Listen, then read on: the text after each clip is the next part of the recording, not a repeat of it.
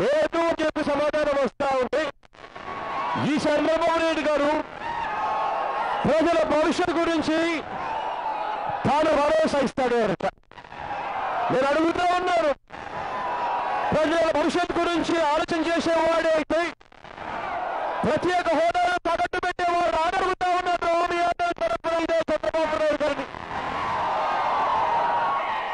ప్రజల భవిష్యత్తు గురించి ఆలోచన చేసేవాడే అయితే కేజీల పేరుతో మోసం చేసేవాడు అడుగుతా ఉన్నాడు. ఇదే చంద్రబాబు నాయుడు గారు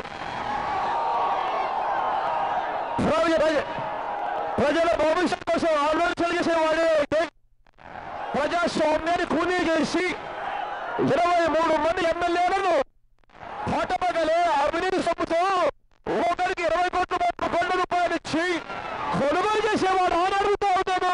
మీ అందరి తరపున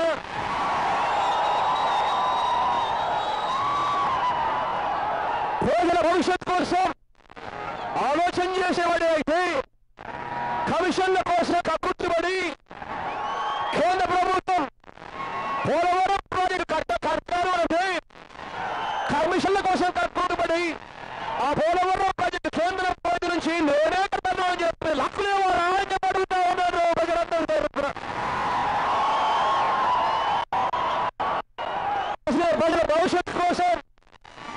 ప్రజల భవిష్యత్తు కోసం ఆలోచన చేసేవాడు అయితే ఇసుక దగ్గర నుంచి మట్టి దగ్గర నుంచి బొగ్గు దాకా, బొగ్గు దగ్గర నుంచి కరెంటు కొనుగోలు దాకా, కరెంటు కొనుగోలు దగ్గర నుంచి రాజధాని భూముల దాకా, రాజధాని భూముల దగ్గర నుంచి విశాఖపట్నం భూముల దాకా, చివరికి దళితుల భూములు, గుడి భూములు కూడా వదిలిపెట్టకుండా వచ్చేవాడు అడుగుతా ఉన్నాడు. మీ అందరి